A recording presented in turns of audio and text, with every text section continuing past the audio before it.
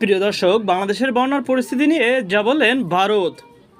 বাংলাদেশ চট্টগ্রাম, সিলেট, ব্রাহ্মণবাড়িয়া ৮ জেলার বন্যা কবলিত পানিবন্দী প্রায় ৩০ লাখ মানুষ উদ্ধার কাজে নামানো হয়েছে সেনাবাহিনী। প্রতিবেশী রাষ্ট্রের এমন পরিস্থিতি উদ্বেগ প্রকাশ করেছে ভারত। বন্যার্তদের প্রতি জানিয়েছে সমবেদনা। ভারতের পররাষ্ট্র মন্ত্রণালয় এক বিবৃতিতে এই উদ্বেগের কথা জানিয়েছে।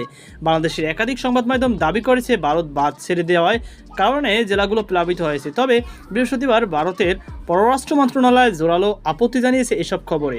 ভারত বলেছে, প্রবল বৃষ্টিপাতের ফলে সীমান্ত লাগোয়া দুই দেশের নদী সংলগ্ন এলাকা প্লাবিত হয়েছে।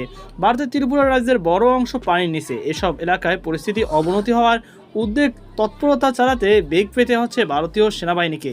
ভারতের পররাষ্ট্র মন্ত্রণালয় দাবি করেছেন, বাংলাদেশের উত্তর পূর্ব প্রান্তে অবস্থিত ভারতের ত্রিপুরা রাজ্যের পাহাড় থেকে নেমে আসা গোমতী নদী দুই দেশের মধ্যেই প্রবাহিত হচ্ছে। নদীর নিম্ন অববাহিকায় অবস্থিত বাংলাদেশ। ওই নদীর উপর যে বাঁধ রয়েছে সেটি বাংলাদেশ সীমান্ত থেকে ১২০ কিলোমিটার দূরে অবস্থিত।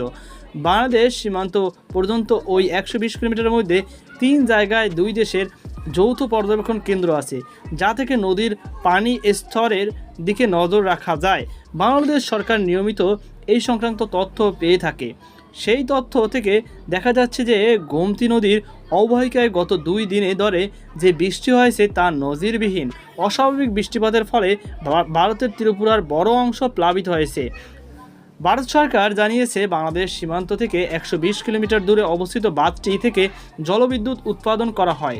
বাংলাদেশও বহু বছর ধরে এই জলবিদ্যুৎ কেন্দ্রের সুবিধাভোগী। বাংলাদেশ এই জলবিদ্যুৎ কেন্দ্র থেকে নিয়মিত ৪০ মেগাওয়াট বিদ্যুৎ পেয়ে থাকে। সেক্ষেত্রে যাতে দুই দেশের এই সম্পর্ক অবনতি না ঘটে সেদিকে নজর রাখছে দিল্লি।